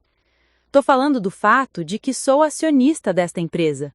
Possuo 20% das ações da Thompson & Associates, adquiridas legalmente há 8 meses, através da compra de participações de 3 acionistas minoritários originais. O silêncio que se seguiu foi absoluto. Richard olhou para o documento como se fosse escrito em língua alienígena. Margaret levou a mão à boca. Catherine ficou boquiaberta. Daniel olhou para mim como se estivesse vendo um fantasma. Isso não é possível, disse Richard finalmente, com a voz rouca. É completamente possível e completamente legal, Marcus Sullivan disse, entrando na sala de conferências naquele exato momento. Eu o havia convidado para me acompanhar. Bom dia a todos. Sou Marcus Sullivan, advogado corporativo representando a senhora Rebecca Miller Thompson. Todos os documentos estão em ordem, certificados pelo cartório e registrados na junta comercial. A senhora Thompson é, de fato, a segunda maior acionista individual desta empresa. Richard ficou vermelho, as veias do pescoço saltando. Você fez isso pelas minhas costas? Você comprou ações da minha empresa secretamente? Não secretamente, eu corrigi, mantendo minha voz firme e calma. Discretamente. E não era sua empresa, Richard. Você possui 45%. Sempre houve outros acionistas. Eu simplesmente me tornei um deles. Os estatutos da empresa permitem a venda de ações minoritárias sem aprovação dos sócios majoritários. Tudo foi feito dentro da lei. Mas como você... De onde você tirou dinheiro para isso? Margaret perguntou, genuinamente chocada. Dos meus investimentos pessoais, o portfólio que construí ao longo dos últimos 7 anos, começando quando eu tinha 18 anos de idade. Enquanto vocês me viam como uma menina pobre de Portland que teve sorte de se casar bem, eu estava construindo meu próprio patrimônio, silenciosamente, estrategicamente. Catherine estava pálida. Você esteve planejando isso todo o tempo, desde que entrou na família? Não, respondi honestamente. Quando me casei com Daniel, eu só queria ser aceita, ser respeitada, contribuir. Mas depois de anos sendo humilhada, desrespeitada e tratada como se eu fosse inferior, decidi que precisava de proteção, precisava de poder real. Então, quando a oportunidade surgiu, eu a aproveitei. Richard bateu com o punho na mesa, fazendo todos pularem. Isso é traição! Isso é golpe! Você se infiltrou na minha família, na minha empresa e agora quer... Eu quero salvar a sua empresa, eu interrompi, elevando minha voz pela primeira vez. Porque diferente de você, Richard, eu realmente presto atenção nos números, eu realmente analiso as oportunidades, e eu sei que vender para Farrington & Associates é o pior erro que você poderia cometer. Coloquei outro documento na mesa. A Farrington vai pagar 2,8 milhões pela empresa. Parece muito dinheiro, certo? Mas depois de pagar as dívidas e dividir entre os acionistas proporcionalmente, você vai sair com um pouco mais de 1 milhão. Catherine e Daniel vão receber 300 mil cada um.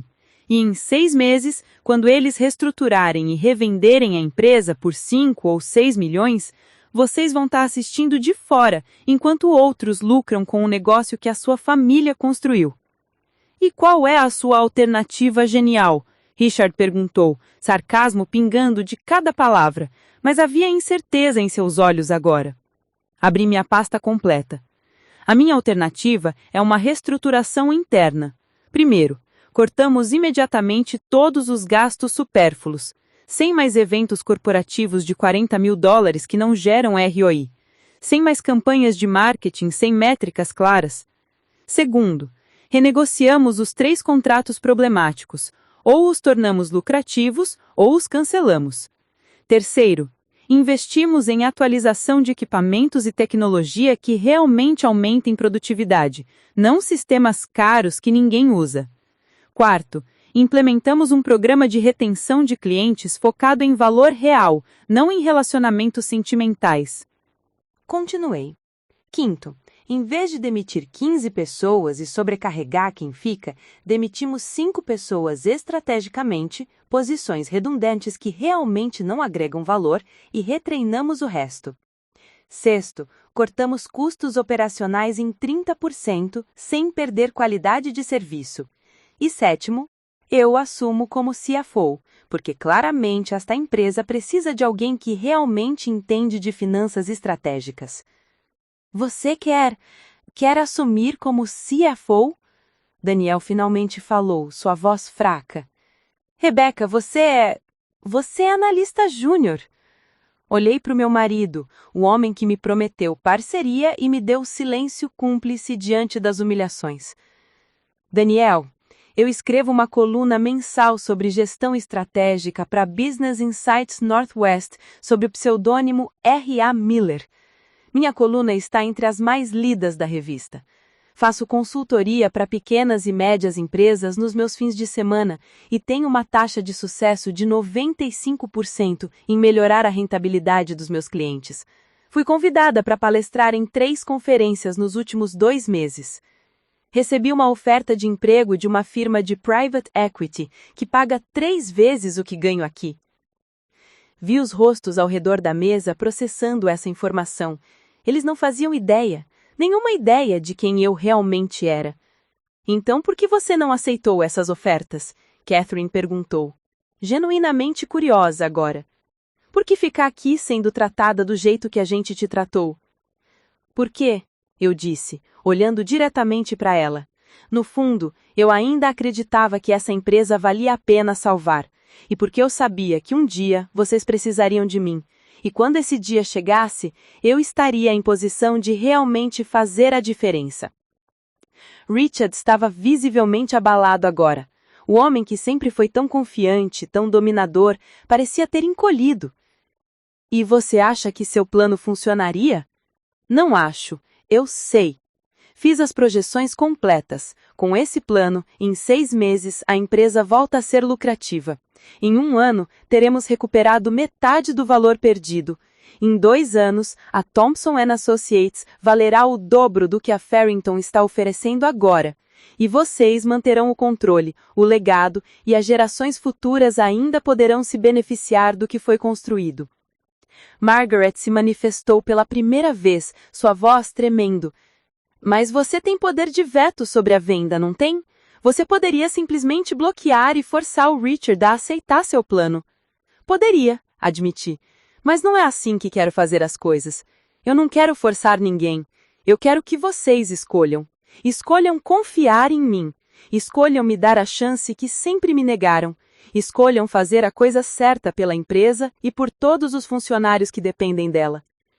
E se recusarmos? Richard perguntou, mas não havia mais agressão em sua voz, apenas cansaço. Se vocês recusarem, eu uso meu poder de veto, bloqueio a venda e então convoco uma assembleia extraordinária onde provarei que a gestão atual tem sido incompetente e prejudicial aos interesses dos acionistas. Com a documentação que tenho, e acreditem, tenho muita documentação, posso forçar mudanças na diretoria. Será feio, será público e será doloroso para todos. Eu preferiria não chegar a esse ponto. O silêncio voltou a dominar a sala. Os advogados da Farrington se entreolhavam, claramente desconfortáveis com a reviravolta. Gerald, o contador, estava lendo minha proposta com expressão impressionada. Foi Daniel quem quebrou o silêncio. Ele se levantou, caminhou até onde estava sentada e, pela primeira vez em anos, realmente me olhou nos olhos. Rebecca, eu fui no covarde. Deixei minha família te tratar mal. Deixei meu pai te humilhar. Fiquei em silêncio quando deveria ter me defendido. Eu não mereço seu perdão, mas vou te apoiar nisso. Meus 10% de ações votam com você. Senti lágrimas queimarem nos meus olhos, mas não deixei cair. Obrigada, Daniel. Catherine foi a próxima. Ela levantou, deu a volta na mesa e ficou de pé na minha frente. Eu fui horrível com você. Fui mesquinha, cruel e injusta. Fiz tudo isso porque tinha inveja. Inveja da sua inteligência, da sua determinação, da sua capacidade de construir algo do zero. Eu nasci com tudo dado e não fiz nada de valor com isso. Você não tinha nada e construiu um império silencioso. Meus 10% também votam com você. Agora as lágrimas realmente começaram a cair. Não de tristeza, mas de algo parecido com redenção. Margaret olhou para o marido. Richard, nosso orgulho quase destruiu tudo que você construiu. Talvez seja a hora de engolir esse orgulho e aceitar a ajuda de quem realmente pode nos salvar. Ele ficou em silêncio por longos minutos. Olhou para os documentos na mesa, para os rostos da família e finalmente para mim. Quando falou, sua voz estava quebrada. Eu estava errado sobre você. Completamente errado. Eu te julguei pela sua origem, te desrespeitei, te diminuí. E você, mesmo com todo o direito de nos deixar afundar, está oferecendo uma saída. Por quê? Por quê? Eu respondi. Vingança é fácil, reconstruir é difícil. E eu não escolho o caminho fácil. Richard adiou lentamente. Então, estendeu a mão para mim. Você tem meu voto. E meu respeito, algo que deveria ter dado desde o primeiro dia. Apertei a mão dele e senti o peso de anos de batalha finalmente saindo dos meus ombros. Os meses seguintes foram intensos. Assumi como CFO oficialmente, com um salário que finalmente refletia o meu valor real. Implementei cada ponto do meu plano de reestruturação. Cortamos os gastos desnecessários, renegociamos contratos, investimos em tecnologia útil e criamos um programa de retenção de clientes baseado em excelência real, não em relacionamentos superficiais. As demissões foram dolorosas, mas necessárias. 5 pessoas, todas em posições verdadeiramente redundantes, e ajudamos cada uma a encontrar novas colocações. Os funcionários que ficaram viram seus ambientes de trabalho melhorarem, suas ferramentas atualizadas e, pela primeira vez em anos, a empresa começou a sentir como um lugar onde mérito importasse mais que sobrenome. Em 4 meses, recuperamos 2 dos 3 clientes que havíamos perdido. Em 6 meses, estávamos operando no azul novamente. Em 8 meses, contratamos 3 novos consultores realmente competentes. Em 1 ano, a Thompson Associates era lucrativa, moderna e respeitada no mercado. Minha coluna na revista agora usava meu nome real, Rebecca Thompson, CFO da Thompson Associates. Eu palestrara em 6 conferências, fui entrevistada em 3 podcasts sobre liderança feminina e me tornei mentora para outras mulheres enfrentando situações similares em empresas familiares. Richard, surpreendentemente, se tornou meu maior defensor. Em reuniões, ele frequentemente dizia: "Vejamos o que Rebecca pensa sobre isso, antes de tomar decisões importantes." Catherine reformulou completamente a abordagem de marketing, agora baseada em dados e resultados mensuráveis, e floresceu como profissional quando teve alguém que a desafiava construtivamente. Daniel e eu começamos terapia de casal. Nosso casamento tinha feridas profundas, mas decidimos tentar reconstruir sobre uma base de honestidade real. Ele estava aprendendo a ter voz própria, a não ser apenas uma sombra do pai. Ainda tínhamos um longo caminho pela frente, mas pela primeira vez estávamos caminhando juntos de verdade. Margaret me procurou um dia para um café. Sentadas em uma cafeteria tranquila, ironicamente não muito diferente daquela onde eu costumava trabalhar, ela segurou minha mão e disse: "Rebecca, eu olho para você e vejo a filha que sempre quis ter. Alguém forte, inteligente, que não precisa de validação externa para saber seu valor. Peço desculpas por ter tentado te diminuir. Na verdade, eu tinha medo de você." Medo de mim? Medo do que você representava. Você me lembrava de todas as escolhas que eu não fiz, de todas as vezes que aceitei ser apenas a esposa bonita e calada. Você me mostrou que é possível ser mais, e isso me assustava. Nós choramos juntas naquele café, e começamos, lentamente, a construir algo que eu nunca pensei que teria, uma relação genuína com minha sogra. Na reunião anual de acionistas, 1 ano e meio depois daquela sexta-feira transformadora, apresentei os resultados. A empresa havia crescido 40% em valor. Tínhamos 10 novos clientes, todos lucrativos. Nossa taxa de retenção de funcionários estava em 95%, a mais alta da história da empresa. E eu anunciei que estávamos abrindo uma segunda sede em Portland, uma decisão estratégica de mercado, mas também minha forma de homenagear de onde vim. Após a apresentação, quando todos aplaudiram, olhei ao redor daquela sala. Minha mãe estava lá, nos fundos, com lágrimas de orgulho nos olhos. A família Thompson estava na primeira fila, sorrindo genuinamente. Marcus Sullivan estava encostado na parede, acenando com aprovação. Patricia Henderson, da firma de Private Equity, também estava presente, não como concorrente, mas como investidora interessada em uma parceria futura. Naquela noite, sozinha no escritório depois que todos foram embora, sentei-me na cadeira que agora era minha, a mesma sala onde Richard um dia me humilhou, e olhei pela janela para Seattle iluminada lá embaixo. Peguei meu telefone e liguei para minha mãe. "Oi, filha, ainda no escritório?" "Sim, mãe, só pensando." "No quê?" "Em você, em tudo que você me ensinou, sobre dignidade, sobre nunca desistir, sobre construir algo que ninguém pode tirar de você." Ouvi minha mãe soluçar do outro lado da linha. "Você fez muito mais do que eu poderia ter sonhado para você, Rebecca." "Não, mãe, eu fiz exatamente o que você me ensinou a fazer. Eu sobrevivi, e então eu floresci."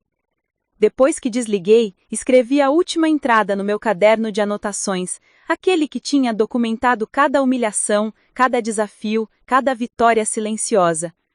A verdadeira justiça não é sobre vingança. É sobre transformar dor em propósito. É sobre usar o poder não para destruir quem te feriu, mas para construir algo melhor. É sobre provar seu valor não gritando mais alto, mas trabalhando mais inteligente. Hoje, eu não sou apenas acionista ou CFO. Eu sou Rebecca Miller Thompson, a menina de Portland que se recusou a ser definida pelas limitações que outros tentaram impor. E essa é a história que vale a pena contar. Fechei o caderno, desliguei a luz do escritório e fui para casa. para um futuro que eu mesma construí, com as minhas próprias mãos. E ninguém, nunca mais poderia tirar isso de mim.